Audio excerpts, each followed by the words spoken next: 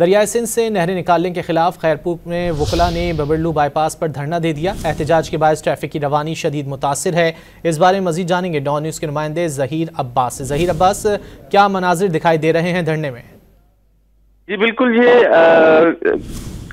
6 canal نکالنے کے خلاف سندھ بھر کے وکلاء کی جانب سے آج ببرلو قومی شاہراہ پر ایک تاریخی ساز احتجاجی مظاہرہ اور دھرنا دیا گیا ہے، جس میں پورے سندھ بھر کے وکلاء شامل ہوئے۔ کراچی، حیدرآباد، لاڑکانہ، سکھر، جیکب آباد اور دیگر اضلاع کے وکلاء ببرلو قومی شاہراہ پر پہنچے، جس میں صرف وکلاء کی تعداد نہیں، سندھ بھر کی جو قوم پرست جماعتیں ہیں وہ بھی اس میں شامل ہوئی ہیں، اور جو شہری اور سماجی رہنما وہ یہاں پر موجود ہے۔ ایک بڑی تعداد میں یہ جلسہ مظاہرہ نہیں، ہمیں جلسے کی صورت میں دکھائی دے رہا ہے، اور اس میں صرف مرد حضرات نہیں، خواتین اور بچے بھی شامل ہیں۔